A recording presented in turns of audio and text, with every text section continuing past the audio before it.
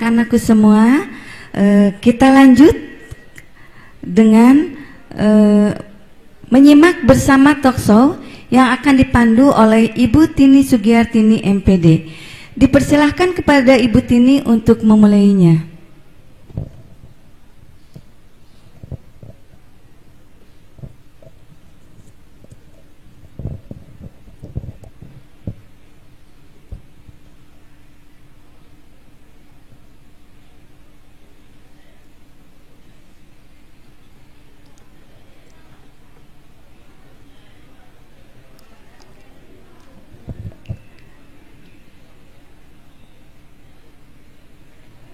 Kepada Ibu Tini, sudah siap bergabung?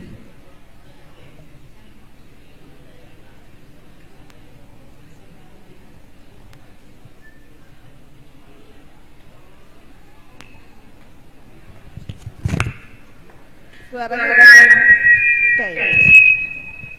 Ya, terima kasih Bu sudah mempersilakan kami di Command Center Distrik Kota Provinsi Bandung yang sudah akan mempersiapkan diri dalam kegiatan talkshow untuk peserta didik baru se-Jawa Barat jenjang SMA, SMK, dan SLB.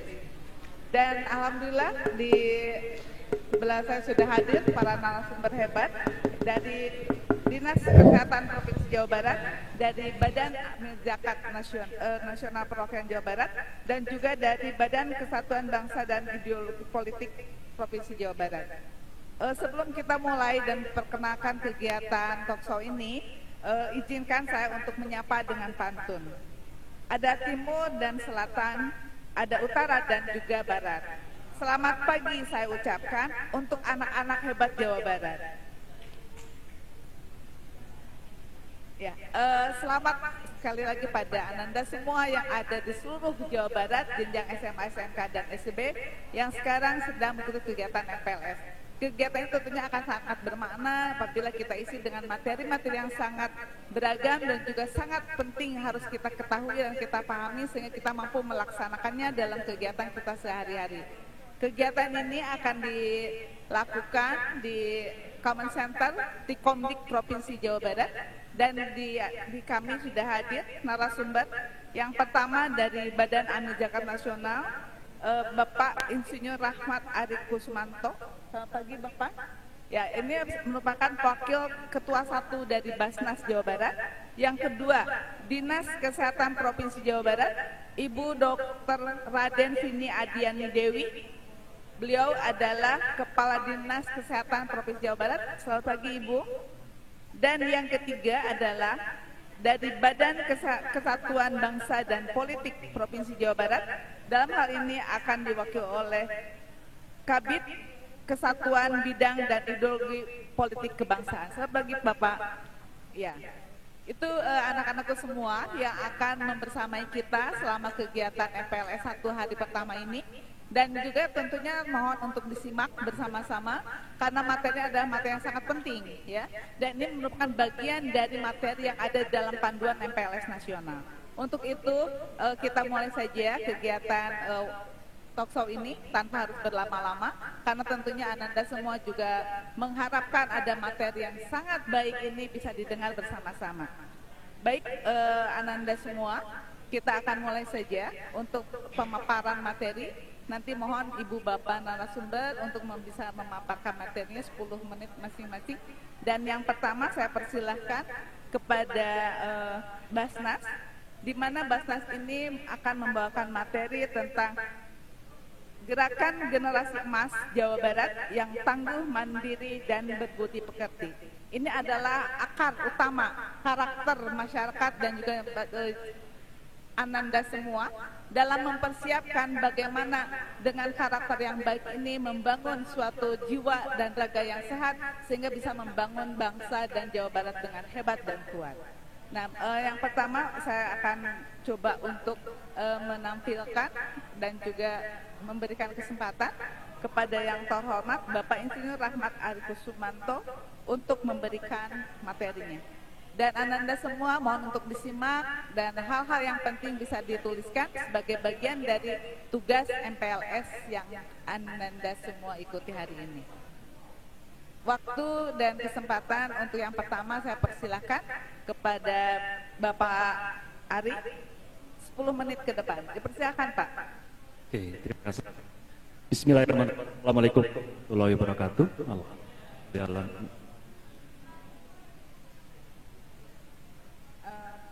Mic-nya.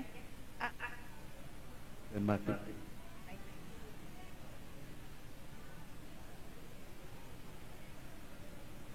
Cek. Oke. Saya ulang lagi ya. Oke, bismillahirrahmanirrahim. Assalamualaikum warahmatullahi wabarakatuh. Rabbil alamin. Alhamdulillah alamin. Allahumma sholli ala Muhammad wa ali Muhammad. Bapak Ibu yang kami hormati, dalam hal ini para peserta. Di sini ada Ibu Kadinkes dan dari Kesbangpol. Izinkan kami untuk bisa materi tentang mental. Materinya saya bisa operator menampilkan materi.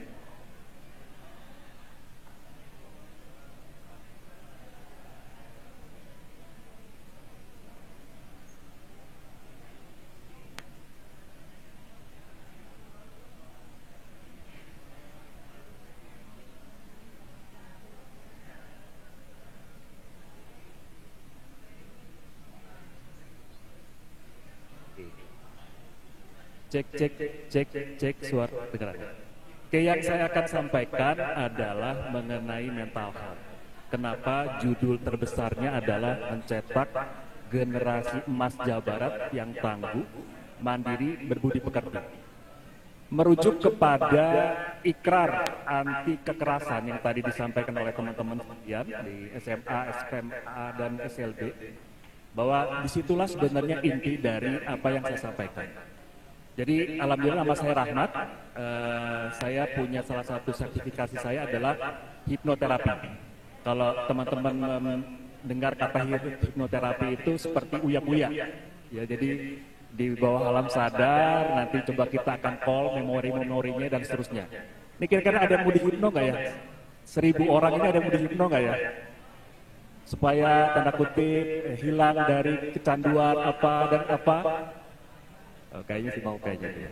Oke, saya lanjutkan bahwa saya sebagai seorang terapis sekaligus sebagai wakil pimpinan Dasar Jawa Barat, saat ini kami membuka sebuah klinik hipnoterapi. Pasien kami baru 3 bulan itu sudah hampir 1000 orang. Yang menarik adalah salah satu pasien kami itu anak yang suka ngambil barang orang lain. Apa? Pedofilia ya, seperti itu ya. Klepto. Jadi klepto, bahkan dia dari mulai TK, SD, SMP, SMA itu suka mengambil barang orang lain. Tapi sejak SD, SMP itu tidak pernah ketahuan.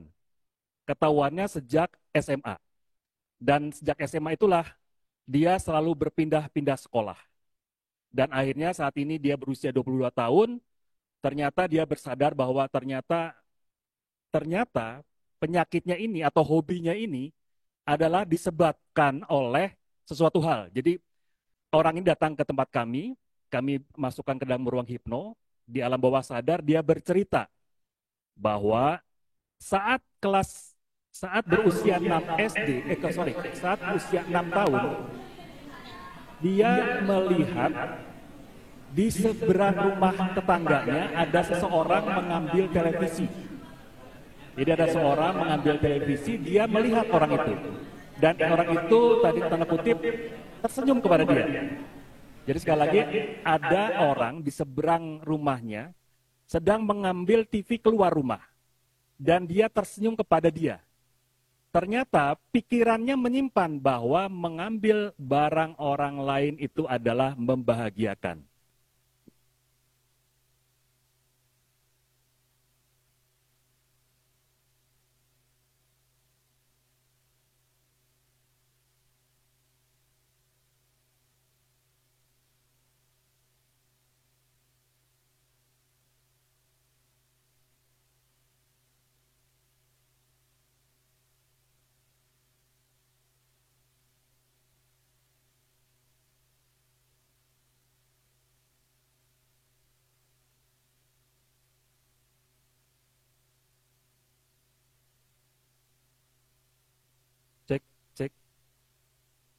Oke ya.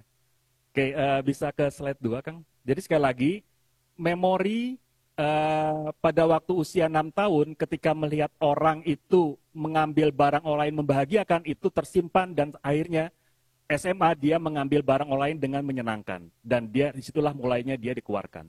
Next, Kang. Nah, salah satu mental health yang brutal fact yang saat ini ada adalah, next, Kang. Nah, contoh seperti ini. Ada kasus perkawinan anak, ya, beranak pinak di Indramayu, perundungan di sekolah, ada yang bunuh diri, dan seterusnya. Ini adalah mental health yang tanda kutip saat ini Indonesia sedang tertimpa badai mengenai mental health. Next, Kang. Next aja, ini ada videonya. Next aja. Nah,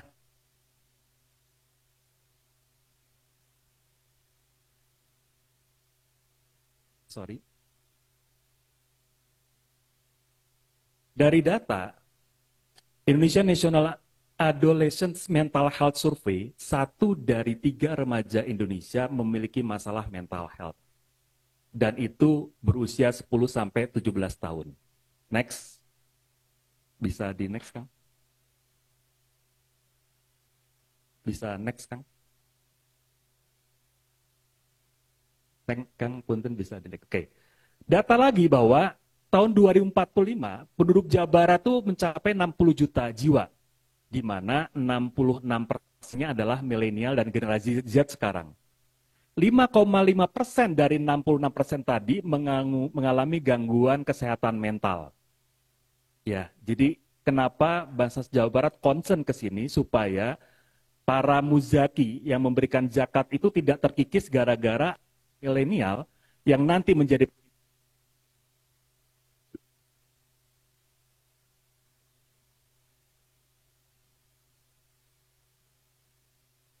yang akan menjadi pemimpin terkena. Cek, oke. Tes, suara kedengaran? Oke, lanjut, Kang. Nah, pertanyaannya, pentingkah mental health di kalangan siswa dan siswi? Next, Kang.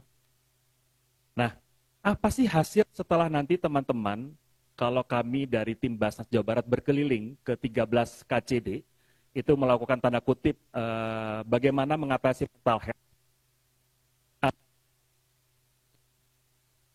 Salah satunya mengurangi tindak kekerasan bullying, meningkatkan prestasi akademik siswa, meningkatkan suasana belajar, mengajar, dan sehat lahir dan batin. Ini salah satu nanti indikator ketika Basda Barat berkeliling ke KCD-KCD dan melakukan tanda kutip menetralisir pikiran-pikiran negatif yang mengendap di pikiran teman-teman sekalian. Next, Kang. Next, pentingnya menjaga mental.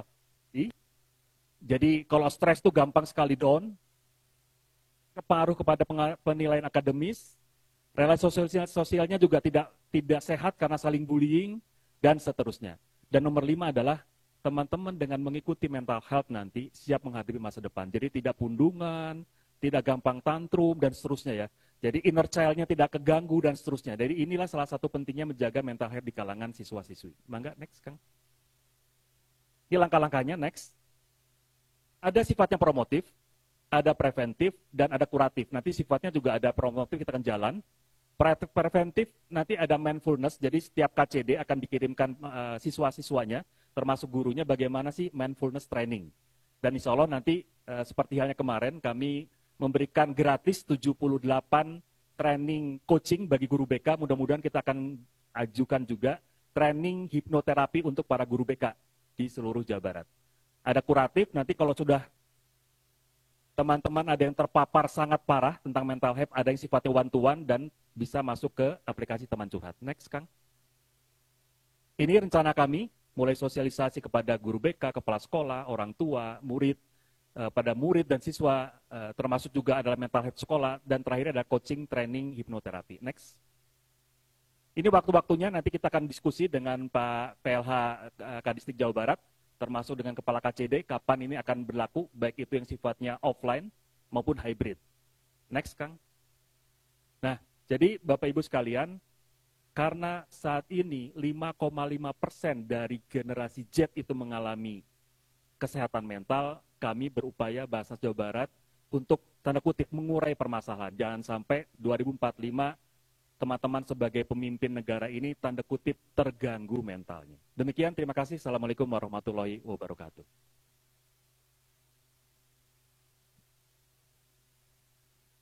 Ya, terima kasih Pak Ari sudah memaparkan materinya, dan tentunya itu sangat penting sekali bagaimana kita membangun mental health ini mulai dari sekarang. Tidak ada kata terlambat bagi kita untuk memulainya. Tapi tentunya kesehatan mental tidak cukup ya bagi kita untuk membangun generasi yang tangguh itu. Maka kita pun harus tahu dan harus juga mau mempedulikan kesehatan kita dari segi fisik. Nah, untuk itu tentunya nanti di sini karena sudah ada Dr. Vini yang akan memberikan materinya, bagaimana mampu mengendalikan mental health ini dengan membangun jiwa raga yang sehat melalui edukasi gizi yang ada, dan juga dipersilakan bagi semua siswa juga untuk memulai kehidupan yang baru yang sehat ini dengan mendengarkan paparan dari yang terhormat Ibu Dr. Vini Audia. Oh maaf, Ibu Dr. Vini Adiani, dipersilakan. Ya, Bismillahirrahmanirrahim. Assalamualaikum warahmatullahi wabarakatuh. Ibu Bapak, ya, teman-teman sekalian, selamat pagi, semangat pagi. Kita akan masuk kepada edukasi gizi pada remaja untuk mewujudkan zero new stunting atau tidak ada stunting baru di Provinsi Jawa Barat. Tidak kenal maka kita tidak sayang. Apa itu edukasi gizi pada remaja? Lanjut. Ini karena waktunya 10 menit jadi seperti maraton ya. Ini teman-teman sekalian ya, masalah gizi di Indonesia tidak hanya kegemukan atau obesitas, ini ada 7,3% ya. Di Jawa Barat ada 15,4%. Jadi kalau teman-teman di ruangan ada 100%, berarti ada 15 orang yang kegemukan dan obesitas ya. Coba lihat kiri kanannya betul tidak. Lalu remaja pendek, Bapak sekalian, di Riskedas 2013 35%, di 2018 ada 24, sama. Dari 100 orang yang ada di ruangan berarti 24%-nya pendek dan anemia. Nah, ini yang paling penting. Ya, kita dalam hal ini kemarin tertinggi ada 41% Bapak sekalian, teman-teman sekalian. Artinya dari 100% wanita yang atau remaja putri ada di ruangan, hampir 40%-nya itu anemia. Kenapa anemia ini menjadi sangat penting begitu? Lanjut. Jadi teman-teman, anemia ini adalah masalah gizi ya, di mana seorang putri akan kehilangan zat atau kekurangan zat mikro ya, jadi dalam bentuk kecil dan biasanya terjadinya berulang ya atau bertahun-tahun. Coba kita lihat ya, dari 1 dari 4 remaja menderita anemia yang usianya 13 sampai 15. Yang usianya 16 sampai 18, 1 dari 10 remaja putra ini menderita anemia. Ini ya teman-teman sekalian ya.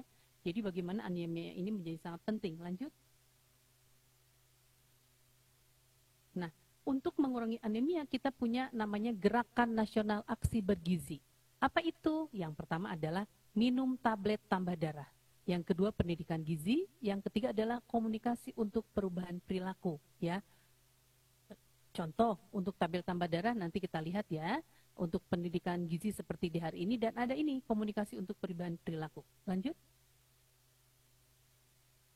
Nah, teman-teman, kenapa harus minum tablet anemia?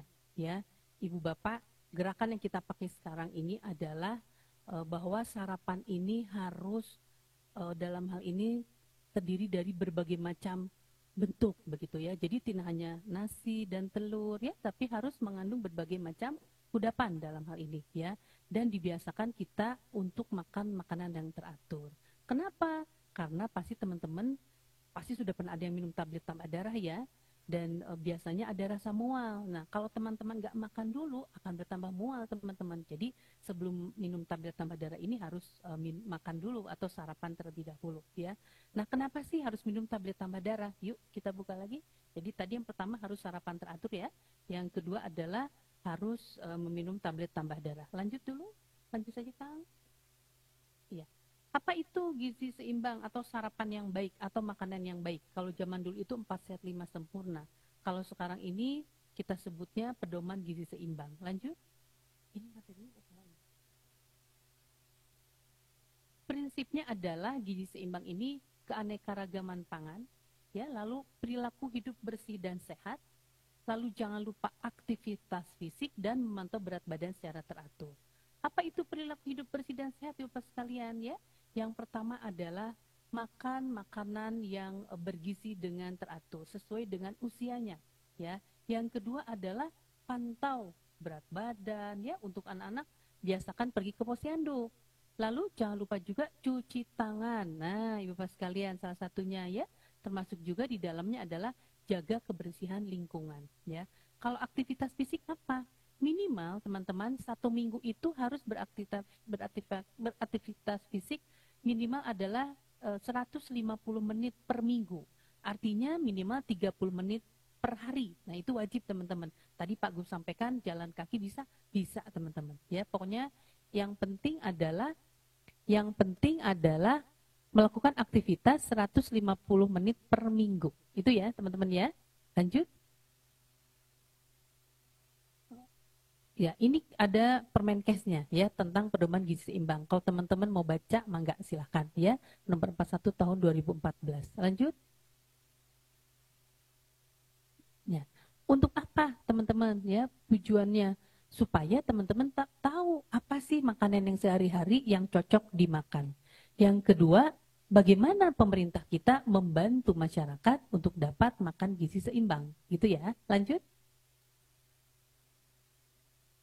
Ya, pesan khususnya untuk remaja putri adalah biasakan mengkonsumsi aneka ragam makanan dan banyak makanan sayuran hijau dan buah berwarna. Ya, teman-teman. Jadi jangan hanya makan makanan, mohon maaf ya, sekarang kan zaman cilok. Mohon maaf ya, bukannya enak mah enak, cilok, cireng, cimol, apalagi gitu ya, seblak gitu ya. Tapi teman-teman harus paham ada enggak kandungan gizi di dalamnya. Kenapa? Jangan sampai terjadi anemia. Nah, gitu ya. Lanjut dulu supaya kita paham tentang anemia. Nah, tadi ya, bahwa 1 dari 4 remaja putri mengalami anemia. Kenapa anemia ini menjadi suatu hal yang sangat penting, teman-teman? Lanjut. Ini ya, anemia ini adalah kondisi tubuh di mana kadar Hb-nya kurang dari standar. Biasanya di bawah 11. Apa kegunaannya? Hb ini mengangkut zat-zat makanan di tubuh kita. Itu. Jadi kalau teman-teman makan yang nggak teratur atau yang terutama yang mengandung zat besi ya, dalam hal ini tablet Fe, maka ketika teman-teman makan sesuatu, zatnya itu tidak akan tersebar ke seluruh tubuh gitu teman-teman sekalian ya. Makanya zat besi ini adalah kendaraan supaya makanan yang teman-teman makan ini beredar ke seluruh tubuh. Kalau kendaraannya tidak ada, bagaimana makanannya bisa sampai ke seluruh tubuh? Sehingga gejalanya akan timbul apa? 5L, letih, lemah, lesu, lelah, dan lalai. Gitu ya. Lanjut. Nah, jadi anemia ini teman-teman sekalian harus ada di angka 12 mg per desiliter. Ya, semuanya. Apalagi ibu hamil. Kalau ibu hamil, ibu bapak sekalian, teman-teman sekalian, kalau tidak minum tablet tambah darah, di dalam tubuhnya itu ada 2 orang. Jadi, walaupun dia tidak anemia awalnya, tetap akan jadi anemia. Karena apa? Cairan darahnya jadi mengencer, karena harus dibagi 2 dengan anaknya. Gitu teman-teman. Ya, makanya semua ibu hamil wajib minum tablet tambah darah. Dan semua remaja putri juga wajib minum tablet tambah darah. Supaya apa? Ketika nanti hamil, maka tidak akan kekurangan darah. Gitu teman-teman. Ketika kita tidak kekurangan darah, maka makanan tersampaikan ke seluruh organ. Dan bayi kita menjadi sehat, tidak akan jadi stunting. Gitu ya teman-teman ya, pemikirannya ya. Sama-sama kita pahami ya. Lanjut.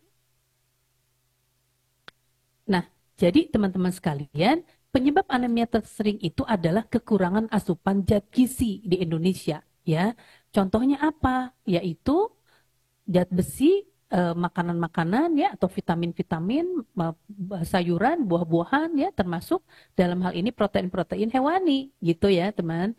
Dan yang kedua adalah ketika anak wanita itu menstruasi gitu ya, atau kecacingan di tubuhnya, ada cacing atau ada malaria, ini yang menyebabkan anemia. Makanya teman-teman harus makanan bergizi yang mengandung tadi ya, sayur-sayuran, buah-buahan dan juga protein.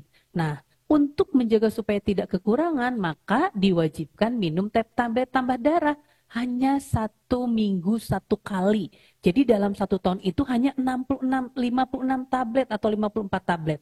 Tapi itu bisa menyelamatkan bangsa Indonesia. Seperti tadi kata Pak Rahmat. Karena di tahun 2030 sampai 2045 nanti, teman-teman yang harus berjuang untuk apa? Untuk membuat Indonesia ini menjadi negara terkuat di dunia keempat. Kalau teman-teman dari sekarang anemia, bagaimana teman-teman akan menjadi maju? Gitu ya teman-teman. Jadi anemia ini sekali lagi akibat kekurangan defisiensi zat besi. Ya, karena apa? Karena tadi kadang-kadang kita cukup makan, punten ya, nasi sama seblak, kan nggak ada gitu ya sumber zat besinya gitu ya kira-kira. Bukannya tidak boleh, boleh, tapi jangan jadi makanan utama ya. Terutama yang harus kita konsumsi itu adalah protein hewani, yaitu apa? Telur, susu, daging, dan ikan gitu ya teman-teman. Minimal 2 telur setiap hari teman-teman ya. Tapi tadi untuk mencegahnya, minum tablet tambah darah 1 minggu 1 kali. Ya, kalau bisa setiap Jumat Ibu Bapak Guru ya, semua serentak minum tablet tambah darah. Lanjut. Kenapa kalau tidak minum tablet tambah darah teman-teman? Maka 1, akan anemia yang menyebabkan konsentrasi belajar menurun. Prestasi juga akan menurun. Sudah cepat letih, lemah, lesu, jadi malas dan lamban ya. Jadi kurang aktivitas, kurang produktif. Dan yang terutama apa? Kekebalan tubuh akan menurun sehingga mudah sakit. Gitu ya, teman-teman. Maka jangan sampai anemia. Lanjut. Nah, Ibu Bapak sekalian, bagaimana cara mencegah anemia? Dari mulai tadi gizi seimbang ya, jangan lupa makan protein hewani maupun nabati ya, teman-teman. Juga meningkatkan penyerapan zat besi ya, minum yang seperti jeruk, vitamin C, dan makanan hewani. Dan teman-teman, kalau makan itu jangan, punten ya, jangan minum teh, jangan minum kopi teman-teman. Kalau susu bisa bersamaan atau segera setelah makan ya, karena teh dan kopi itu menghambat penyerapan zat besi, gitu ya. Jadi minum vitamin C yang banyak, tapi jangan tanda kutip jangan tadi ya. Teman-teman ketika sesudah makan, jangan disertai dengan minum teh dan kopi. Gitu ya teman-teman. Dan wajib mengkonsumsi tablet tambah darah ya. 1 minggu 1 kali. Gitu ya teman-teman. Lanjut. Nah ini apa tadi ya, jenis-jenis sumber zat besi ya, hewani dan nabati ya. Jangan lupa ya sekali lagi, minum tablet tanda darah 1 minggu 1 kali. Ini diulang-ulang sengaja ya. Lanjut. Aduh, ada mualnya. Tadi harus rajin sarapannya. Jadi sekarang tahu ya bahwa anemia itu mengakibatkan kemampuan belajar dan aktivitas kita akan turun. Ya, dan penyebab anemia utama adalah kurang zat besi. Ya, sekali lagi minum tablet tambah darah wajib 1 minggu 1 kali dan apabila mendekati atau mulai menstruasi, teman-teman. Jadi kalau teman-teman sedang menstruasi, mau menstruasi, boleh tambahin minum tablet tambah darah ya. Dan keragaman protein nabati atau protein hewani tadi ya, contohnya ada di gambar nomor 4 ya. Lanjut. Nah, kalau kita kekurangan anemia teman-teman, maka kita akan menyebabkan keadaan tubuh yang kita sebut dengan stunting. Lanjut. Apa itu stunting teman-teman? Stunting itu merupakan sebuah kejadian akibat awalnya dari anemia yang terjadi pada remaja putri, lalu ketika hamil menjadi remaja putrinya, mohon maaf, ibu hamilnya menjadi anemia, lahirlah bayi stunting, ibu bapak sekalian ya, dan bayi stuntingnya tidak minum ASI, lalu beberapa bayi yang tidak stunting tidak ASI eksklusif, atau beberapa bayi yang pada usia 6 sampai 24 bulannya tidak makan dengan ASI dan makanan pendamping yang baik ya. Jadi keberadaan teman-teman remaja putri di Indonesia ini sangat menentukan bayi kita itu menjadi stunting atau tidak. Di tahun 2023 teman-teman ada 21% bayi stunting, bayangkan ada kurang lebih 200.000 bayi stunting. Kenapa stunting itu penting? Lanjut. Karena stunting ini tidak saja gagal tumbuh, mohon maaf ya, bayi anaknya menjadi kecil, pendek, tapi juga tidak pintar. Dan ketika dewasa nanti akan mudah terkena penyakit jantung, hipertensi, diabetes. Karena apa? Organ-organ tersebut pada saat lahirnya kekurangan gizi. Karena stunting itu adalah gangguan pertumbuhan dan perkembangan akibat kekurangan gizi kronis dan infeksi berulang yang ditandai dengan panjang atau tinggi badannya di bawah standar. Ya, bayi yang berisiko stunting itu kalau lahirnya kurang dari 2.500 dan panjang lahir kurang dari 48. Jadi teman-teman sekalian, untuk mencegah stunting ini adalah ayo minum tablet tambah darah minimal seminggu sekali. Dan akan lebih bagus kalau minum. Dan jangan lupa tadi makanan bergizi seimbang. Lanjut. Tadi ya, kata Pak Rahmat, bayangkan Nauzubillahimindzalik, ketika 2030-2045 nanti, orang-orang yang lahir hari ini, teman-teman yang berusia 15 tahun, yang akan menjadi usia produktif sejumlah 70% atau kurang lebih 36 juta yang akan menanggung 20 jutaan penduduk khususnya di Jawa Barat, itu tubuhnya pendek tuh teman-teman ya.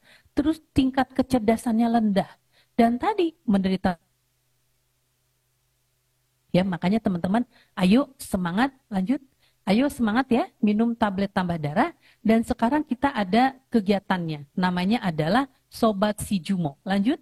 Sobat Si Jumo ini adalah gerakan meningkatkan literasi kepada yang nanti teman-teman akan diberi elektronik komik ya, yang nanti akan menjelaskan stunting itu apa dan mohon disampaikan kepada keluarga terdekat dan juga 10 tetangga di rumahnya. Nanti kita akan berkoordinasi dengan distrik setempat ya.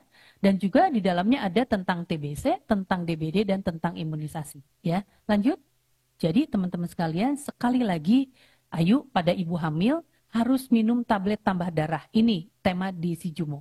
Ya, lalu jangan lupa ASI eksklusif 6 bulan, nggak boleh dikasih apa-apa, ASI aja. Dan pastikan makanan pendamping ASI-nya mengandung protein, telur, ikan, daging, tahu, tempe, dan lain-lain. Lanjut, pesan ini nanti ada di e-komik ya, yang bisa teman-teman unduh nanti di Sapa Warga Jawa Barat, dan nanti pun kami akan kenalkan kepada sekolah masing-masing. Terima kasih teman-teman, sekali lagi gizi seimbang, ingat teman-teman adalah masa depan bangsa ini, masa depan Jawa Barat. Cegah stunting, minum tablet tambah darah minimal 1 minggu sekali, dan pada saat menstruasi. Hilangkan pendapat mual itu menjadi kendala. Ya, sarapan yang teratur, insya Allah nggak akan mual. Selamat berjuang ya teman-teman, nyahkan atau jangan sampai ada stunting baru. Zero new stunting. Assalamualaikum warahmatullahi wabarakatuh. Aduh, ini lengkap sekali ya dok ya materinya, dan ini sangat penting sekali. Walaupun anak-anak itu sudah usia antara 15-16 tahun ya, tapi bukan berarti terlambat untuk memulai pola hidup yang bagus dan juga mengenali tentang bagaimana bahayanya anemia. Ini program untuk pemberian tablet anemia itu sudah berjalan ya? Sudah berjalan. Jadi mungkin nanti teman-teman di sekolah juga Bapak Ibu guru bisa mendampingi siswanya untuk mensukseskan program ini untuk menjadikan anak-anak kita anak-anak yang sehat secara jiwanya seperti yang disampaikan oleh Pak Rahmat, dan juga bagaimana membangun raganya juga yang baik, dan ini menjadi modal kita gitu ya, anak-anak bangsa ke depannya bagaimana menjaga Indonesia menjadi negara yang hebat gitu ya. Dan tentunya kita tidak lengkap ya kalau bagaimana nanti kontinuitas program ini gitu, program dari Basnas dengan pembangunan karakternya, dengan mental health-nya, kemudian bagaimana juga dari Dinas Kesehatan dengan memperkenalkan begitu manfaat tinggi dari dari pola hidup, pola makan yang hebat, yang gizi baik gitu ya. Jadi bukan hanya kenyang ya dok ya, tetapi kita makan yang berkualitas, yang sehat, yang bergizi. Jadi kalau tadi prinsipnya memang kita seringkali anak-anak sekarang banyaknya kalau makan tuh yang penting kenyang ya. Kalau zamannya kita dulu kenal dengan jibe ya, hiji sebeh gitu. Sekarang tidak seperti itu, tetapi bagaimana kita makan sesuai dengan porsinya dan juga sehat. Nah, bagaimana sih hubungannya gitu antara membangun karakter yang baik, mental health-nya itu bagus gitu ya, terbangun, terbina dari sejak dini, dan juga bagaimana kita mempunyai habituasi dalam pola makan yang bergizi untuk membangun Indonesia yang jauh lebih maju dan Indonesia yang jauh lebih hebat negara yang menjadi negara utama dan negara pertama yang akan membangun dan memberikan kesadaran tentang pembangunan karakter dan kesehatan yang lebih baik. Untuk itu tentunya tidak lengkap kalau kita akan tidak menyimak secara langsung materi dari Badan Kesatuan Bangsa dan Politik Provinsi Jawa Barat. Dalam hal ini akan disampaikan oleh Bapak Kabid Bidang Kesatuan Bangsa dan Politik Kebangsaan, Bapak Raden Roni Sukmaya, yang akan memaparkan bagaimana pentingnya generasi muda yang berkarakter yang sehat ini dalam membangun bangsa ini. Untuk itu saya persilakan pada Pak Roni untuk menyampaikan paparannya. Ade.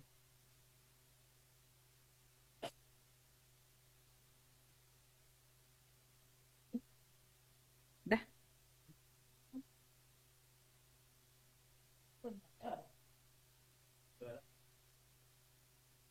Baik, terima kasih Bu Tini yang saya hormati, Bu Kadinkes, Bu Vini, Pak Rahmat ya, Wakil Ketua Basarnas Provinsi Jawa Barat, kemudian para pejabat struktural Dinas Pendidikan, para pejabat fungsional dan ASN di pendidikan, juga para kepala sekolah ya, para guru ya, juga adik-adik yang sangat saya banggakan, baik itu anak-anak SMA, SMK, dan SLB yang sangat saya banggakan. Saya dari Bakes Bangpol Provinsi Jawa Barat ya, sesuai dengan apa yang diamanatkan kepada kami ya, saya akan mencoba sebenarnya bukan memberikan materi ya, akan tetapi lebih pada sharing informasi, yaitu sesuai yang diamanatkan, yaitu adalah penguatan ideologi dan wawasan kebangsaan. Lanjut, adik-adik yang sangat saya banggakan ya, kalau kita berbicara masalah ideologi ya, ini kalau secara harfiah itu cukup panjang ya, kita singkat saja di alinea kedua bahwa ideologi ini berasal dari kata idea ya. Jadi anak-anak juga tentu sudah paham ya bahwa ide ya, ide itu berarti gagasan, kemudian konsep ya, pengertian dasar, ide dasar atau cita-cita ya, dan logos yang berarti ilmu. Jadi secara harfiah ya, ideologi itu adalah berarti ilmu pengetahuan tentang ide-ide atau the science of ideas, atau ajaran tentang pengertian-pengertian dasar. Nah, adik-adik yang sangat saya banggakan, kemudian kita juga ada yang namanya wawasan kebangsaan. Jadi kalau kita berbicara masalah wawasan kebangsaan ya, yaitu pemahaman atau pandangan bersama tentang identitas, sejarah, budaya, dan tujuan suatu bangsa. Di mana wawasan kebangsaan mencakup pengertian tentang solidaritas nasional. Ini juga sangat penting ya.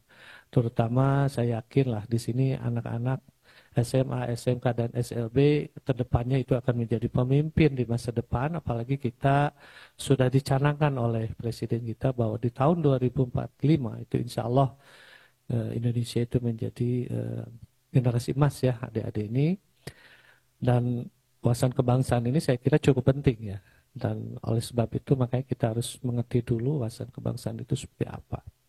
Di mana wawasan kebangsaan ini dapat timbul akibat adanya sejarah bersama, pengalaman bersama, dan nilai-nilai yang dianut oleh suatu masyarakat, dan hal ini berperan dalam membentuk identitas nasional dan dapat menjadi faktor penting di dalam memelihara persatuan serta stabilitas dalam suatu negara. Lanjut, anak-anak yang sangat saya banggakan, tentu kenapa kita itu harus paham terhadap ideologi dan wawasan kebangsaan. Di sini ada 4, mengapa pentingnya pemahaman terhadap ideologi dan wawasan kebangsaan. Yang pertama yaitu dalam rangka persatuan dan solidaritas ya. Jadi saya yakinlah adik-adik ini generasi Z ya, yang memang wah harus solid dong, harus solid. Nah, tapi di dalam wawasan kebangsaan ini solidaritasnya itu adalah solidaritas dalam bentuk yang positif ya, bukan bentuk negatif. Apalagi ini kita berbicara masalah bangsa, di mana persatuan dan solidaritas itu adalah mampu memperkuat persatuan dan solidaritas di antara anggota masyarakat hingga menciptakan rasa kebersamaan yang mendukung perkembangan masyarakat. Jadi ini persatuan dan solidaritas lebih luas lagi ya. Tapi kalau kita mah di internal, biasanya mah di kalangan teman-teman ya harus solid itu dalam arti ini menjaga persatuan, akan tetapi solidaritas dalam bentuk positif.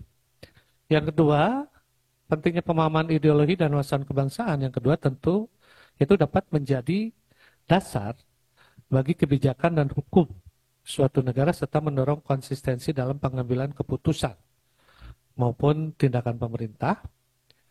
Kemudian pentingnya pemahaman ideologi dan wawasan kebangsaan berikutnya itu adalah dalam rangka pembentukan karakter individu ya.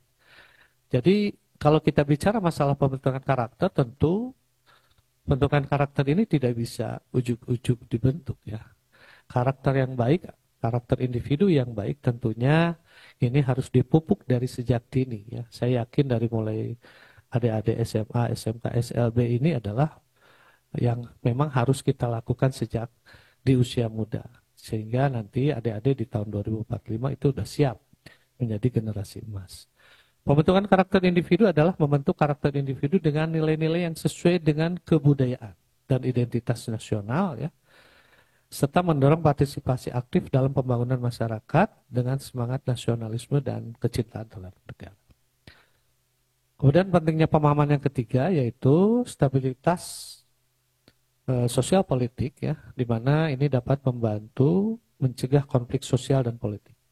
Sehingga ini mampu menciptakan landasan yang kuat untuk stabilitas dalam suatu masyarakat. Lanjut, Pak. Nah ini adik-adik yang sangat saya banggakan, ini ada beberapa jenis-jenis ideologi ya. Itu yang pertama, yaitu ideologi liberalisme ya. Kita kadang kalau bicara masalah liberal, negara barat, bebas, negara bebas ya. Ideologi liberalisme ini artinya politik dan moral yang didasarkan pada kebebasan, persetujuan dari yang diperintah dan persamaan di depan hukum. Umumnya ini mendukung hak individu termasuk hak sipil dan hak asasi manusia dan lainnya. Yang kedua itu adalah jenis ideologi kedua itu adalah nasionalisme, di mana ideologi ini menggambarkan orang-orang yang percaya bahwa bangsa mereka ini lebih unggul dari yang lain. Jadi rasa superioritasnya ini sering berakar pada etnisitas bersama. Yang ketiga adalah jenis ideologi komunis ya. Ini pernah kita juga merasakan dulu ya beberapa puluh tahun. Yaitu adalah ideologi ini menggambarkan gerakan filosofis, sosial, politik dan ekonomi yang tujuannya adalah pembentukan masyarakat komunis. Yang keempat adalah ideologi sosialisme, yaitu sistem ekonomi dan politik kerakyatan yang didasarkan pada kepemilikan publik, dikenal sebagai kepemilikan kolektif atas alat produksi, mengutamakan kesetaraan sosial dan distribusi kekayaan. Kemudian berikutnya adalah ideologi fasisme, itu menggunakan propaganda, mempromosikan anti-liberal, ya, hak individu, kebebasan demokrasi, anti-sosialis, ya, hingga menggunakan kekerasan. Nah, ini untuk mempengaruhi dan kekuasaan bangsa. Dan yang terakhir, ya, ini adalah ideologi bangsa kita, yaitu ideologi Pancasila yang memang sudah sampai saat ini terbukti sangat baik ya dengan adanya ideologi Pancasila, yaitu menjadi ideologi negara Indonesia dengan menggabungkan 5 sila Pancasila. Lanjut. Nah ini ada yang sangat saya banggakan, Indonesia mengadopsi ideologi Pancasila ya. Kenapa? Karena Indonesia menerapkan ideologi Pancasila sebagai dasar negara ini karena memang sudah tercantum dalam pembukaan Undang-Undang Dasar 1945. Pancasila ini berarti 5 prinsip. Ini merupakan pandangan filosofis yang menjadi dasar negara Indonesia ya. Jadi di sini ada beberapa studi kasus atau contoh nyata yang terjadi di Indonesia dengan penerapan ideologi Pancasilanya. Ya. Misalnya saja keberagaman etnis dan agama ya. Ini mencerminkan penerapan prinsip Pancasila terutama prinsip Bhinneka Tunggal Ika. Jadi sebagaimana kita ketahui bahwa bangsa Indonesia ini adalah bangsa yang besar ya. Kita punya beberapa etnis, beberapa budaya, kita punya 6 agama, kita juga punya beberapa bahasa ya. Kemudian suku, daerah dan lain sebagainya. Akan tetapi dengan adanya ideologi Pancasila ya, Kebinekaan Tunggal Ikaan ini ya kita semua bisa bersatu sampai saat ini. Yang kedua, musyawarah dan mufakat. Ya. Di nilai Pancasila itu ada nilai musyawarah mufakat, di mana prinsip demokrasi Pancasila ini dimiliki menekankan pada musyawarah untuk mencapai mufakat. Ya. Jadi ini sudah sering banyak contoh ya. Jadi ketika ada konflik, ya kita jangan memanas-manasi, akan tetapi lebih baik musyawarah dan mufakat ya, karena itu mencerminkan nilai Pancasila. Seperti kemarin ya, pemilihan umum di Indonesia ini mencerminkan praktek demokrasi yang didasarkan pada musyawarah dan perwakilan rakyat. Ya, alhamdulillah kemarin Pilpres kita cukup aman ya, meskipun adalah sedikit ya riak-riak, akan tetapi alhamdulillah pada intinya semua bisa berjalan aman dan damai. Kemudian yang berikutnya adalah keadilan sosial, di mana prinsip keadilan sosial ini tercermin dalam upaya pemerintah untuk mengurangi kesenjangan ekonomi dan sosial di antara lapisan masyarakat. Ya. Program bantuan sosial, ya, ini sudah banyak pemerintah kita memperhatikan rakyatnya, di mana banyak program-program bansos dan lain sebagainya. Kemudian pengembangan ekonomi yang ada berorientasi pada keadilan untuk memperbaiki kondisi sosial. Dan yang berikutnya itu adalah perlindungan HAM, hak asasi manusia, yaitu penerapan Pancasila mendukung perlindungan hak asasi manusia di mana pemerintah berupaya untuk memastikan hak dasar termasuk hak hidup, hak beragama, dan hak partisipasi politik. Lanjut, Nah, ini adalah faktor-faktor yang membentuk wawasan kebangsaan ya. Kenapa kita itu ada yang namanya wawasan kebangsaan? Tentu yang pertama sejarah bersama yang dialami oleh masyarakat atau negara ya. Beberapa puluh tahun yang lalu nenek moyang kita alhamdulillah sudah berjuang ya, sehingga negara kita ini menjadi merdeka ya.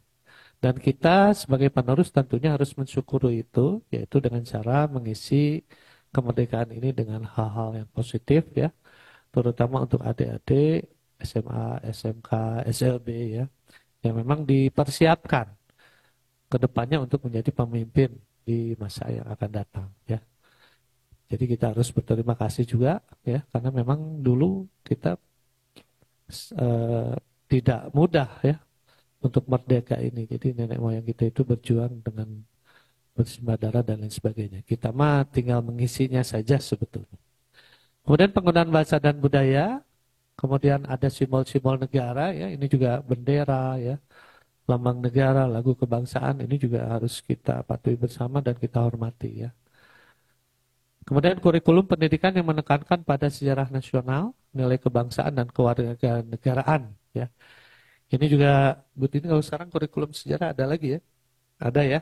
Itu sangat penting ya. Saya ingat betul Pak Rahmat, Bu Kadis dulu ya, pelajaran sejarah teh apa nama-nama pahlawan, minimal kalau pahlawan ada 50 misalnya, setengahnya apa ya. Nah, nama menteri apa. Kalau sekarang mah nggak tahu saya. Nanya anak saya.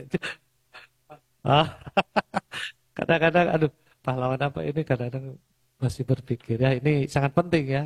Ya ini dalam rangka inilah ya, wawasan kebangsaan. Kemudian nilai-nilai agama juga ini sangat penting ya. Jadi nilai agama juga sangat-sangat ditekankan lah, terutama untuk adik-adik ini. Kemudian ancaman dari pihak eksternal, baik berupa invasi atau konflik dengan negara tetangga, kemudian perkembangan ekonomi, keterlibatan aktif masyarakat dalam proses politik, interaksi positif antara berbagai kelompok etnis, agama, budaya, dan masyarakat. Lanjut A. Ini adalah faktor perkembangan wawasan kebangsaan ya. Jadi wawasan kebangsaan suatu negara dapat mengalami perubahan. Ini. Jadi kami dari Bakes Bangpol Provinsi Jawa Barat sebetulnya saat ini kita sedang gencar-gencarnya ya memberikan pemahaman terutama untuk anak-anak SMA, SMK, SLB sederajat ya. Itu dalam rangka ini. Karena memang ada beberapa faktor ya wawasan kebangsaan ini yang memang bisa mengganggu terhadap teguhnya wawasan kebangsaan. Yang pertama itu adalah globalisasi. Jadi adik-adik juga paham lah, saya yakin ya generasi Z atau generasi milenial ini globalisasi ya sekarang udah sangat mudah masuk ya, terutama dengan adanya perkembangan IT, perkembangan teknologi ya. Yang kedua teknologi dan medsos ya, ini juga yang sangat kita khawatirkan bisa mengganggu terhadap perkembangan wawasan kebangsaan ya. Kemudian yang ketiga adanya perubahan sosial dan demografis, ada juga krisis ekonomi dan sosial, ada isu sosial dan lingkungan serta pendidikan dan kurikulum. Lanjut, Kak. Ini ada ideologi dan wawasan kebangsaan ya, diimplementasikan dalam kebijakan negara Indonesia. Itu bisa melalui pendidikan dan kebudayaan. Jadi pendidikan di Indonesia diarahkan untuk membentuk karakter yang sesuai dengan nilai Pancasila dan pengembangan serta pelestarian budaya Indonesia sebagai bagian dari identitas nasional ya. Jadi anak-anak SMA, SMK ya, ABG lah sekarang mah kadang-kadang lebih bangga terhadap budaya asing gitu ya. Ini bukan K-pop itunya banyak. Banyak hal lah. Padahal budaya Indonesia juga beragam ya. Ada pencaksilat dan lain sebagainya ya. Mungkin di sini pernah ada yang melihat American Got Talent ya. Itu salah satu kesenian dari Korea Pak ya, taekwondo atau apa tuh. Itu dikemas dengan animasi yang baik, musik yang baik sehingga bisa menghasilkan karya yang baik. Jadi saya yakin lah pencaksilat ya, lain sebagainya juga budaya kita bisa sebenarnya kalau dikemas dengan baik. Bisa mendunia bahkan. Lanjut. Ini yang kedua, hukum dan keadilan.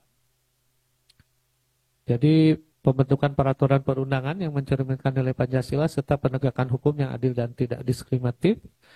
Kemudian politik dan pemerintahan ya, ini pemilihan umum dan sistem demokrasi diimplementasikan untuk mewujudkan prinsip kerakyatan. Kemudian berikutnya adalah ekonomi. Pembangunan ekonomi yang berkeadilan dan berkelanjutan untuk mencapai keadilan sosial, serta dipastikan adanya perlindungan terhadap kepentingan ekonomi nasional dan pengaruh asing yang merugikan. Ya. Lanjut, ada juga sosial dan kesejahteraan.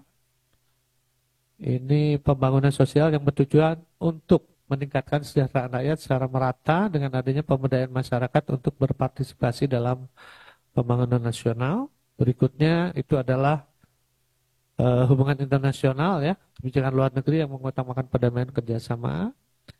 Lalu pertahanan dan keamanan yaitu mempertahankan kedaulatan negara dan menjaga kemampuan nasional dengan semangat persatuan dan kesatuan. Lanjut A. Ini adalah dampak implementasi ideologi dan wawasan kebangsaan terhadap masyarakat dan pemerintah ya. Itu dampak pada masyarakat, tentu ini adanya pembentukan identitas nasional ya. Kita alhamdulillah menjadi negara yang merdeka sehingga kita punya identitas. Yang kedua, penguatan solidaritas dan persatuan, pengembangan karakter dan etika. Nah ini juga etika harus kita tekankan bersama ya. Untuk adik-adik kita, etika ini kadang dengan adanya generasi yang memang milenial, kadang-kadang etika itu ada yang terlupakan ya. Ini juga harus kita tekankan lagi nih etika ya. Termasuk kita juga selaku ASN ya. Kemudian partisipasi dalam pembangunan dan yang terakhir adalah pemeliharaan budaya dan tradisi. Lanjut. Ini dampak implementasi ideologi dan wawasan kebangsaan terhadap masyarakat dan pemerintahan ya. Dampak pada pemerintahan, pembentukan kebijakan ya yang sesuai dengan nilai Pancasila ya. Karena memang ke depan segala kebijakan baik itu aturan itu berupa Perpres, Pergub, Kepgub dan lain sebagainya itu harus sesuai dengan nilai Pancasila. Itu sudah ada aturan dari BPIP pusatnya. Kemudian yang kedua, legitimasi pemerintahan. Pemerintahan yang mengimplementasikan ideologi dan wawasan kebangsaan memiliki legitimate yang lebih kuat ya di mata masyarakat. Yang ketiga, penegakan hukum. Kemudian adanya pemberdayaan masyarakat, ya, pemerintah dapat mendorong partisipasi aktif masyarakat dan hubungan internasional yang bersahabat, yaitu kebijakan luar negeri yang mencerminkan sikap perdamaian, kerjasama internasional dan penghormatan terhadap kedaulatan negara. Lanjut, masih ada? Nah ini ada beberapa tantangan ya dalam mempertahankan ideologi dan wawasan kebangsaan. Ya. Yang pertama misalnya polarisasi politik dan sosial. Ya. Ini juga merupakan tantangan kita ke depan ya, di mana perbedaan pandangan politik ya dan ideologi ya, kayak kemarin kita pemilu presiden ya pemilihan presiden, ada yang berbeda pandangan, akan tetapi nggak apa-apa karena semua juga berhak ya untuk memilih. Tetapi ujung-ujungnya harus tetap bersama. Yang kedua, kesenjangan sosial dan ekonomi ini juga salah satu tantangan di dalam pertahanan ideologi ya, yaitu ketidaksetaraan ekonomi ya. Kemudian perlunya upaya untuk mengurangi kesenjangan dan memastikan bahwa pembangunan ekonomi mencakup semua lapisan masyarakat ya. Yang ketiga, ekstremisme dan radikalisme ya, ini juga merupakan ancaman yang memang dari kelompok ekstremis dan radikal gitu ya. Saya pertama masuk ke Bakes Bangpol, saya kira Jawa Barat aman-aman saja Pak Rahmat. Ternyata saya waktu itu langsung ditugaskan ke Garut, Bukadis. Ternyata di Garut itu kirain saya hanya menghadiri acara MUI saja. Akan tetapi di sana ada acara semacam penginsapan, Bu. Penginsapan dari kelompok-kelompok NI kalau tidak salah ya. Jadi ini juga masalah-masalah ekstremis, radikal juga harus kita perhatikan bersama. Berikutnya, tantangan dalam mempertahankan ideologi adalah globalisasi dan pengaruh asing ya. Tadi saya sudah jelaskan ya mengenai globalisasi, pengaruh asing ini cukup mudah ya. Sekarang dengan zaman teknologi yang canggih ya, itu bisa masuk pengaruh asing melalui internet dan lain sebagainya. Jadi saya selaku orang tua kadang kalau anak saya di kamar terus saya suka curiga Pak, saya suka nyamperin lagi ngapain nih, bahaya soalnya ya. Jangan-jangan nanti ada ideologi-ideologi yang masuk yang bisa berpengaruh terhadap pola pikirnya. Lanjut. Kemudian berikutnya pendidikan dan penyiaran ya. Ini perlunya peningkatan kualitas pendidikan yang mendorong pemahaman yang baik terhadap ideologi kebangsaan. Jadi alhamdulillah sekarang mengenai pendidikan ideologi ini sudah kita gaungkan lagi gitu ya. Dulu kan ada PMP ya, sekarang udah mulai lah ya. Karena memang penguatan ideologi terutama bagi anak-anak ya muda ini sangat penting. Kemudian kontrol dan pembinaan terhadap konten media termasuk medsos agar tidak merusak nilai kebangsaan. Ini juga kita selaku orang tua, selaku guru, pembimbing harus mengontrol anak-anaknya. Berikutnya, ancaman berikutnya itu adalah perlindungan identitas lokal ya. Pemeliharaan dan perlindungan terhadap keanekaragaman budaya identitas lokal ya. Kita di medsos beberapa bulan gitu ya. Ada budaya kita yang memang diklaim oleh negara tetangga ya. Kita harus pertahankan.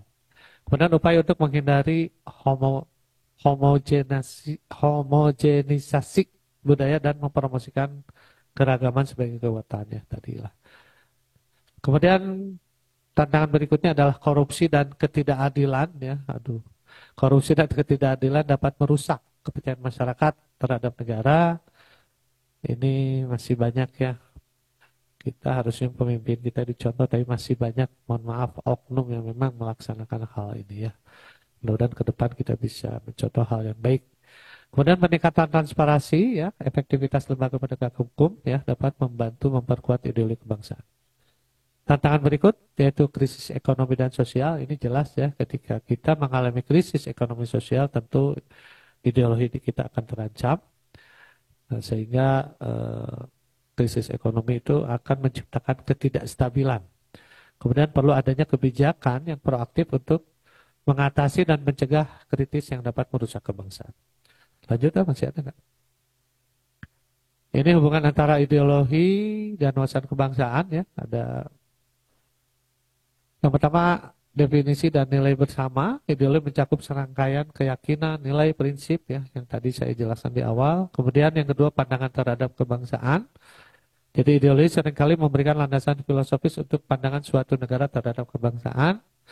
Yang ketiga Pancasila sebagai ideologi di Indonesia ya. Jadi adik-adik harus paham bahwa ideologi kita apa yaitu Pancasila. Hanya satu-satunya ideologi negara kita itu adalah Pancasila ya. Tidak ada ideologi lain ya. Jadi banyak negara-negara maju yang memang dulunya maju dan berkembang saat ini hancur karena memang tidak punya ideologi ya. Ada beberapa contoh negara ya. Jadi ideologi kita itu adalah Pancasila. Lanjut. Mempertahankan kesatuan dan integrasi ya. Ideologi dan wawasan kebangsaan sama-sama berfungsi untuk mempertahankan kesatuan dan integrasi suatu negara. Kemudian pendorong pembangunan dan kemajuan ya. Tentu ideologi ini dapat menjadi pendorong untuk mencapai pembangunan dan kemajuan suatu negara sesuai dengan prinsip-prinsipnya. Di mana wawasan kebangsaan memastikan bahwa pembangunan tersebut dilakukan dengan memperhatikan kepentingan bersama dan keberlanjutan nasional. Ini sangat penting juga.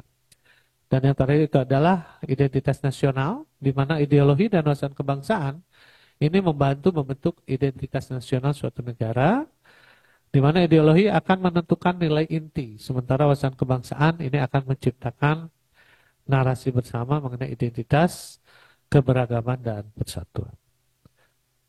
Ya, mungkin itu saja ya, Bapak Ibu yang saya hormati, serta anak-anak SMA, SMK, SLB yang sangat kami banggakan yang mengikuti melalui virtual. Itu yang bisa saya sampaikan, kurang lebihnya saya mohon maaf. Billahi taufiq wal hidayah. Wassalamualaikum warahmatullahi wabarakatuh. Ya, anak-anakku semua, kita sudah menyimak bersama-sama paparan dari 3 pemateri yang hebat-hebat, yang tentunya materi yang disampaikan itu sangat mundal sekali, bermanfaat sekali ya. Karena kita bisa melihat bagaimana linearitas atau hubungan antara membangun kesehatan mental, kemudian membangun kesehatan fisik, sampai bagaimana tanggung jawab kita sebagai generasi muda Indonesia untuk menjadikan Indonesia sebagai negara yang maju, yang tetap kokoh dan kuat dengan ideologi Pancasilanya. Dan tentunya ini juga tidak cukup bagi kita kalau kita tidak memberikan kesempatan bagi anak-anak. Tentunya akan ada yang pertanyaan-pertanyaan. Saya yakin banyak saya yang ingin bertanya, tapi kita hanya membatasi saja untuk 1 sesi dan untuk 3 penanya saja. Nanti kita akan lihat pertanyaan-pertanyaannya. Nanti bagi yang akan bertanya, mohon tolong untuk disebutkan nama, asal sekolah, dan pertanyaannya ditujukan kepada narasumber yang mana, begitu ya. Dan nanti juga kita akan mendengarkan bersama-sama juga untuk 3 pemateri ini akan memberikan closing statement di akhir, karena saya lihat materinya begitu sangat krusial sekali, sangat penting sekali untuk dipahami, dan ini kesempatan yang sangat jarang dan sangat langka, dan kesempatan yang sangat baik sekali bagi kita semua menerima materi tersebut, sehingga kita dalam kegiatan MPLS ini tidak hanya duduk manis atau ngobrol, tapi kita mendapatkan ilmu yang begitu bermanfaat. Oke, kita mulai saja untuk sesi tanya jawab. Saya berikan kesempatan untuk 3 penanya. Silakan untuk Ananda semua yang mau bertanya bisa menghubungi pada guru kelasnya atau petugas yang ada di sekolah untuk raise hand ya, sehingga nanti disebutkan namanya dan kemudian asal sekolahnya dan juga pada siapa ya. Mohon dibuka untuk yang raise hand. Ini sudah ada 1 dari SMK 1 Cikalong Kulon. Ya, SMK 1 Cikalong Kulon, bisa dibuka mic-nya.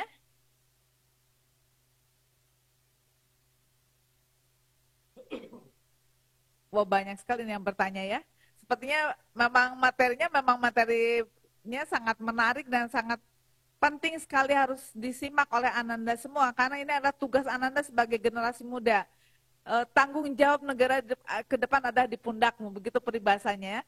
Maka dengan membangun jiwa yang sehat, membangun raga yang kuat, maka kita akan mampu mengisi kemerdekaan ini dengan apa yang diharapkan dan dicita-citakan oleh para founding father kita. Dan tentunya tadi dikatakan oleh Pak Roni juga, kemerdekaan itu sulit untuk dicapai, tapi akan lebih sulit lagi untuk mempertahankan dan mengisinya. Ya, dipersilakan untuk yang raise hand, tadi yang saya berikan kesempatan pertama untuk SMK 1 Cikalong. SMA 1 Cikalong, silakan.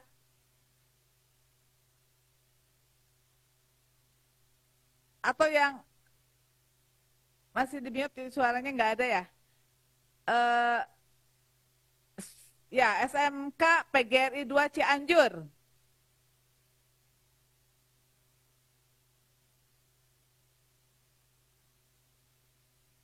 Ya, untuk Bapak Ibu guru pendamping yang ada di sekolah masing-masing, mohon untuk bisa membantu peserta didiknya yang akan memberikan pertanyaan atau untuk bertanya lebih jauh tentang ketiga materi ini dengan membuka mikrofonnya.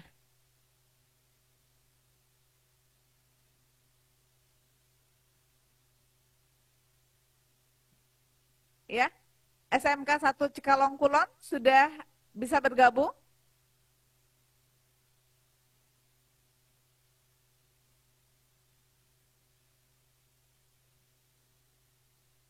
Tadi ada juga dari SMA 10 Bandung. Siapa tadi? Ya.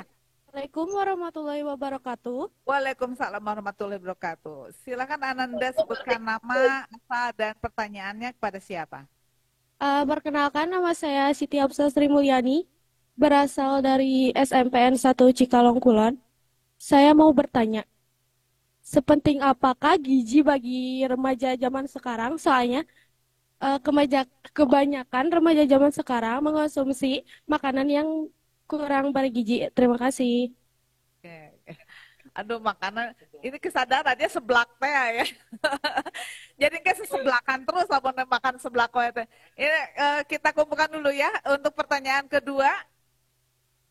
Jadi gizi yang baik itu seperti apa ya, Nasiti ya? Oke, yang kedua SMA 10 Bandung tadi. SMA Negeri 10 Bandung. Assalamualaikum. Waalaikumsalam warahmatullahi wabarakatuh. Ya, baik, izin Ibu, ini siswa dari kami yang menyampaikannya, Bu. Ya. Assalamualaikum warahmatullahi wabarakatuh.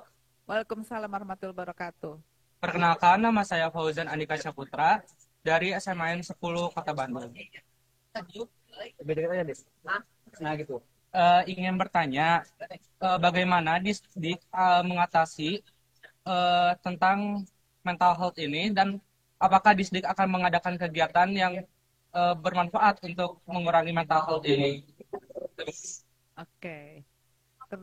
Ternyata ini Fauzan tuh tertarik banget ya untuk mengembangkan mental health nih. Ini PR juga nih buat Basnas nanti menyisirnya untuk kegiatan-kegiatan untuk siswa juga ya. Oke. Ya, terakhir mungkin satu kesempatan untuk SMA Negeri 1 Subang, silakan. Oke.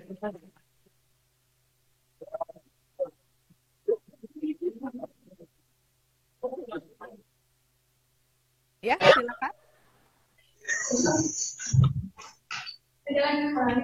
Cek. Oke, assalamualaikum warahmatullahi wabarakatuh. Waalaikumsalam warahmatullahi wabarakatuh. Nama saya Muhammad Rezki Alhairin. Izin bertanya untuk di bagian wawasan kebangsaan dari saya sendiri, bagaimana langkah strategis untuk memberikan pemahaman wawasan kebangsaan ini kepada teman-teman saya sebaya? Terima kasih. Hebat ya. Ini pertanyaannya berat nih. Ya bagaimana nih? Tapi ini bukan suatu bentuk tanggung jawab dari anak muda, generasi muda, ingin tahu lebih banyak bagaimana caranya untuk meningkatkan wawasan kebangsaan untuk anak-anak remaja seusia SMA, SMK ini ya. Oke, tadi saya tidak perlu mengulang kembali bentuk pertanyaan karena ternyata ini tanpa di skenario, pertanyaan sudah sangat menjurus pada 3 narasumber ini ya. Yang pertama yang dari SMK 1 Cikalong Kulon tuh jelas ini adalah ditujukan pada Dr. Vini. Silakan Dok, bagaimana nih untuk mengatasi untuk memenuhi gizi yang baik itu? Ya, sekali lagi, gizi yang baik adalah gizi seimbang. Kalau teman-teman, mohon maaf ya, hanya makan makanan yang mengandung aci saja, berarti hanya terpenuhi karbohidrat.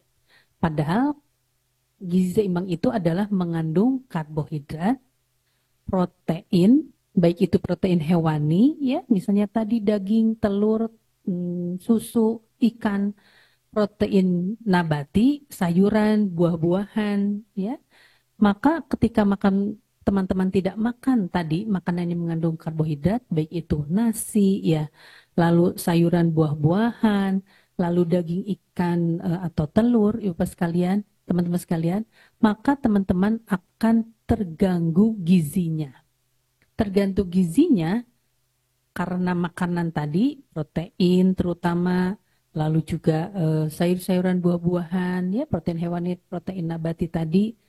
Nabati itu tumbuh-tumbuhan ya teman-teman ya, adalah mengandung zat gizi, salah satunya yang terpenting adalah zat besi.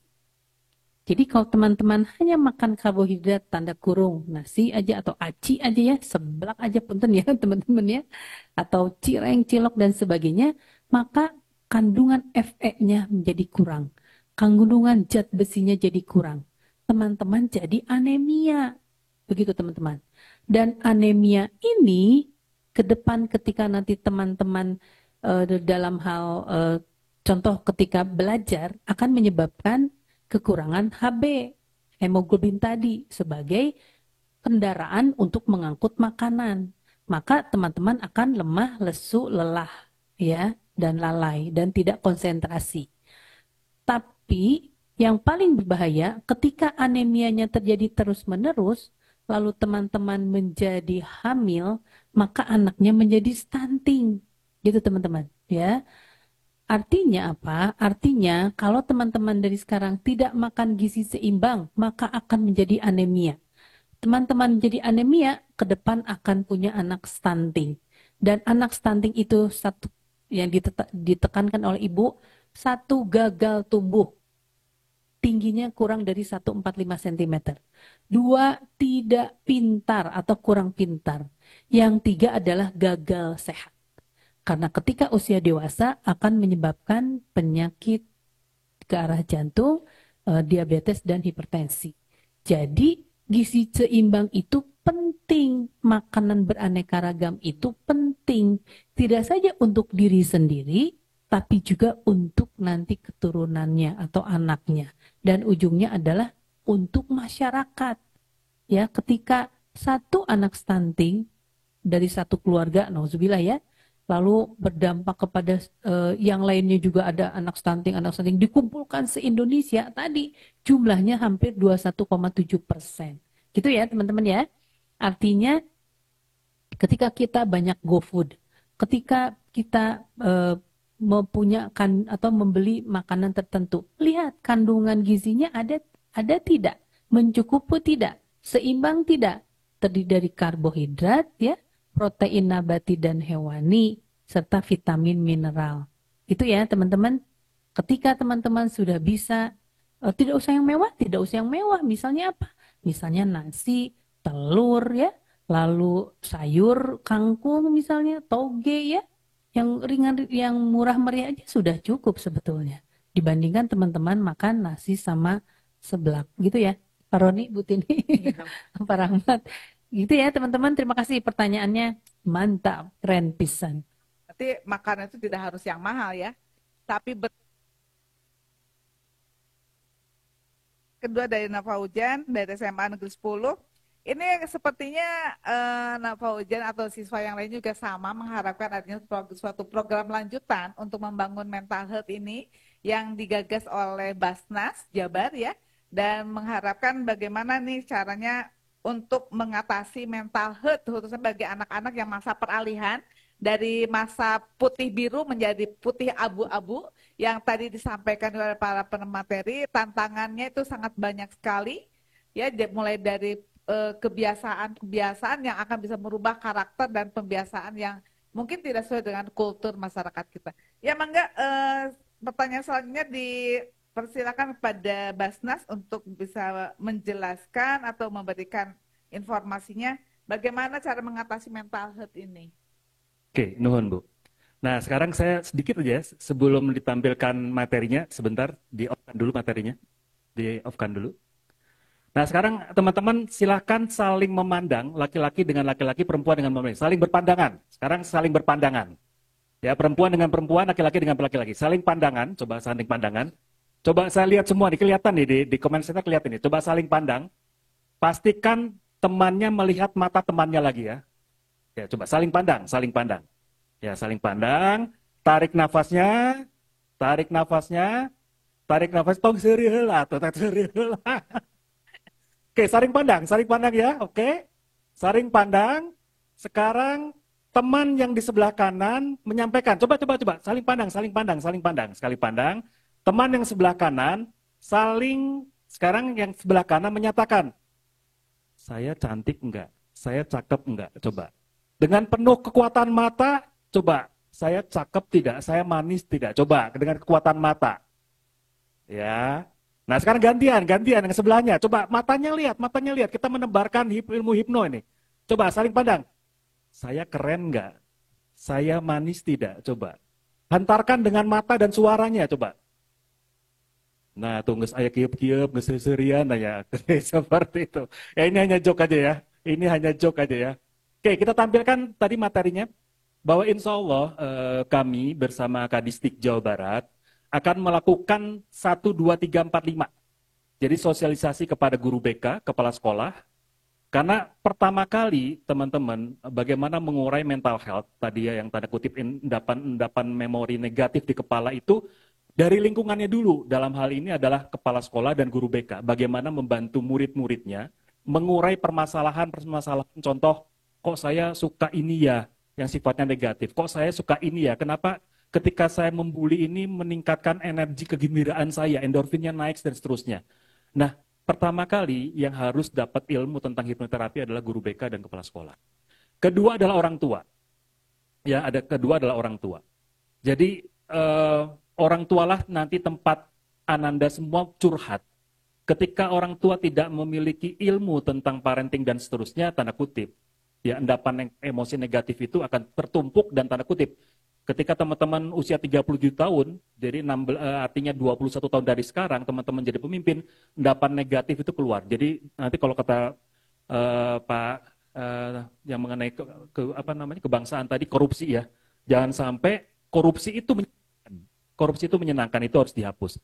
Dan nomor 3 adalah asosiasi kepada murid-murid. Nanti insya Allah kami akan keliling di KCD, berharap murid-murid bisa hadir dan tanda kutip kita sama-sama healing pikiran. Kita akan ke sana sini, healing pikiran, mudah-mudahan teman-teman dapat relaksasi. Ketika menghadapi ujian, kita naikkan kadar kegembiraan itu supaya ujiannya menjadi mudah dan menggembirakan. Kurang lebih seperti itu, Bu. Jadi ada hal yang kita akan kelilingkan. Coba next dulu, ada tanggal-tanggalnya. Nah ini, ada seminar dan ada well-being, itu sudah kita jadwalkan, tinggal nanti kita ngobrol dengan KCD, tanggal berapa dan kapan, dan tempatnya di mana. Itu adalah yang sifatnya promotif. Kurang lebih seperti itu, Bu. Kami dengan Kadistik akan berkeliling se-Jawa Barat. Hatur nuhun. Bagi yang masih penasaran bagaimana kita membangun mental health ini, jangan khawatir. Basnas sudah punya program yang begitu bagus untuk menjadikan mental bangsa Indonesia, mental anak-anak Jawa Barat menjadi jauh lebih hebat dan siap kembali ya. Baik, yang terakhir ini tentunya pertanyaan dari SMA 1 Subang yang ditujukan kepada Badan Kesbangpol. Mangga dipersilakan bagaimana sih kita membangun wawasan kebangsaan itu? Siap. Terima kasih Bu Tini ya.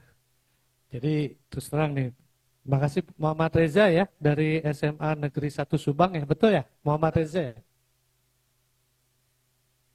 Baik, terima kasih nih pertanyaannya sebenarnya memang betul Bu Tini ya, ini sulit karena nggak ada di paparan sebetulnya. Tapi terus terang lah, saya dari Bakesbangpol Jabar bangga ya, terutama terhadap Reza, juga teman-teman yang lain ya. Ternyata memang masalah ideologi, berarti ini udah mulai ini nih ke Reza nih.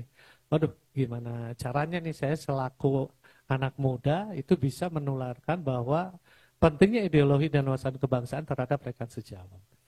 Jadi tadi yang ditanyakan langkah strategisnya apa gitu. Sebenarnya langkah strategisnya nggak ada ya. Cuma saya mengingatkan karena kalau anak-anak SMA, SMK, SLB ini kan anak-anak yang masih muda ya, anak-anak generasi milenial ya, disesuaikan saja sebenarnya ya dengan gayamu ya, dengan umurmu ya, bagaimana kamu bisa menularkan bahwa wawasan kebangsaan, ideologi Pancasila itu penting, itu dengan cara-cara yang memang disesuaikan dengan gaya anak muda sekarang. Jadi kalau dengan gaya-gaya dulu kan kita jenuh ya, apalagi kita orang tua yang kayak dulu gitu ya, sambil marah-marah itu pasti jenuh lah ya. Jadi langkah strategisnya silakan lah. Itu bebas aja disesuaikan dengan gaya anak muda sekarang, akan tetapi materinya tadi ya tentang ideologi dan wawasan kebangsaan ya. Ini pernah saya ini Bu Tini ya, anak saya itu puntennya sana sombong itu ketua English Club di SMK 1 Cimahi Bu ya. Jadi saya ke kamarnya, dia tuh lagi Zoom sama teman-temannya. Kok lagi apa? Ini Pak lagi menilai teman-teman. Jadi di dalam penilaian itu ada keaktifan berapa ya di anggota English Club. Kemudian, karena Bapak sekarang di Kesbang, tolonglah materi tentang kekesbangan, ideologi Pancasila, wawasan kebangsaan masukin di situ. Oh iya, boleh Pak, boleh. Nah, masukin lah, meskipun nilainya tidak terlalu besar ya. Keaktifan misalnya berapa persen, wawasan kebangsaan berapa persen. Tapi itu masuk ya di dalam English Club, pakai bahasa Inggris. Jadi mereka juga jadi semangat gitu. Akan tetapi di dalamnya ada muatan materi-materi tentang ideologi, tentang wawasan kebangsaan. Dan khusus untuk di Kesbangpol, sebenarnya Reza ya, dulu di tahun kemarin Bu Tini kita ada program yang namanya The Talk ya di tahun 2023, yaitu program ini kegiatan DPA Bu Kadis ya. Ini merupakan perlombaan dalam berbahasa Inggris ya. Akan tetapi perlombanya itu dengan tema wawasan kebangsaan, ideologi Pancasila ya, mengenalkan mengenai Indonesia di program The Talk. Dan alhamdulillah karena kemarin anggarannya ada Bu, hadiahnya juga cukup lumayan Bu, pemenangnya, dan itu melibatkan anak-anak SMA, SMK, SLB juga ya. Pemenangnya itu kemarin lumayan, bisa diajak jalan-jalan ke luar negeri. Tapi di tahun sekarang ya karena ada refocusing ya, kemudian program Paskibraka juga masuk ke kita, jadi ya untuk The Talk ini jadi hilang. Sebenarnya bagus itu untuk dalam rangka ya itulah bagaimana mengenalkan mengenai wawasan ideologi dengan gaya yang memang milenial ya. Dan saya juga dengar Bu Tini sekarang katanya untuk guru-guru terutama TikToker itu udah ada hadiahnya Bu ya, yang TikToker yang mengenai tentang kewawasan kebangsaan ini. Dan ke depan mungkin tidak hanya TikToker lah, tapi guru-guru yang memang membidangi atau yang suka mengajar masalah ideologi dan wawasan kebangsaan ini juga dapat penghargaan dari pemerintah. Mungkin itu ya Muhammad Reza jawaban dari kami. Terima kasih Bu Tini.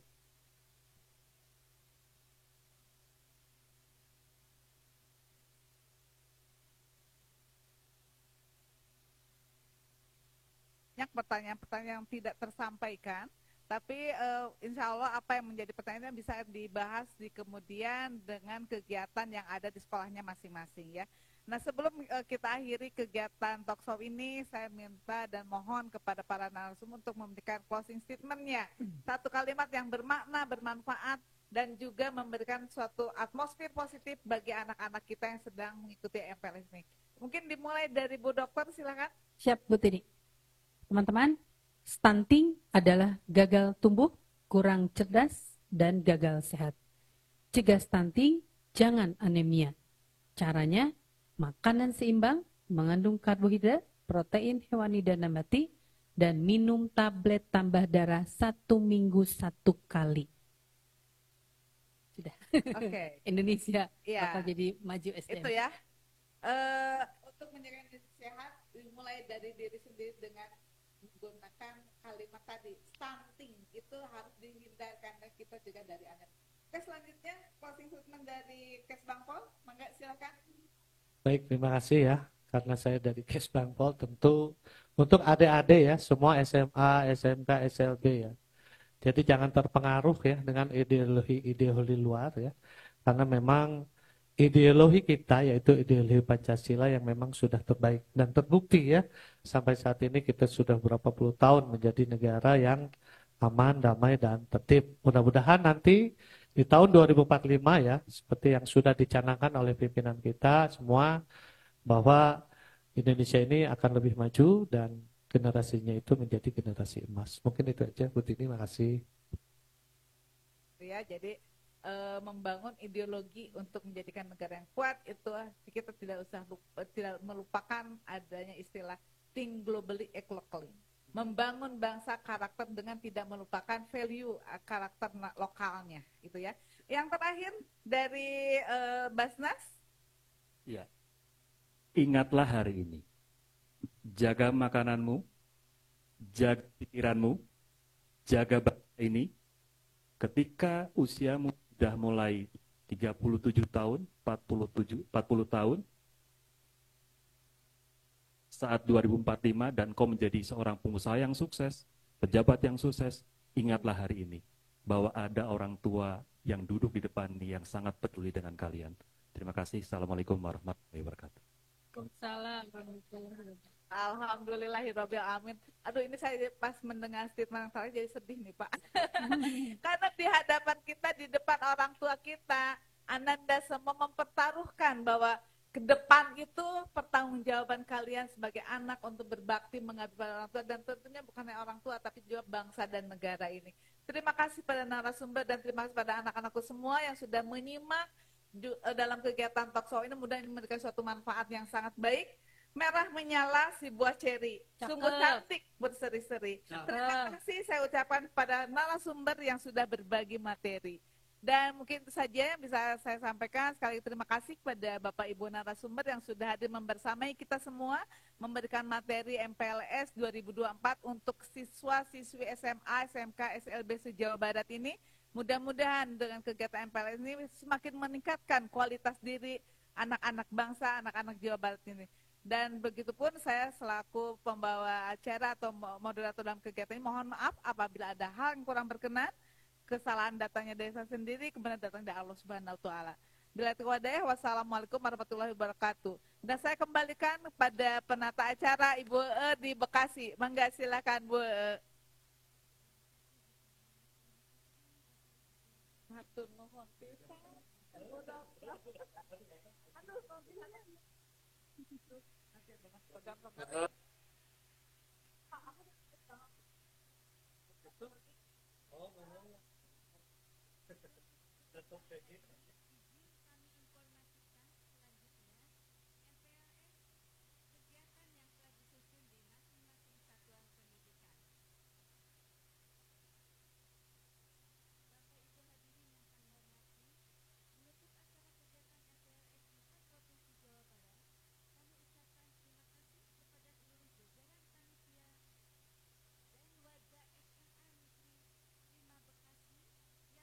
Partisipasi dalam menyukseskan kegiatan ini.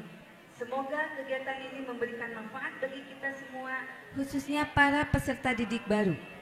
Akhirul kata, selamat untuk para peserta didik baru di seluruh Jawa Barat.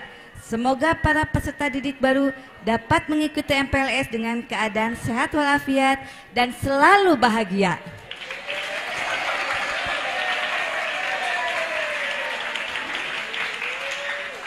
Saya N.E. Julaiha Mardia pamit undur diri. Assalamualaikum warahmatullahi wabarakatuh.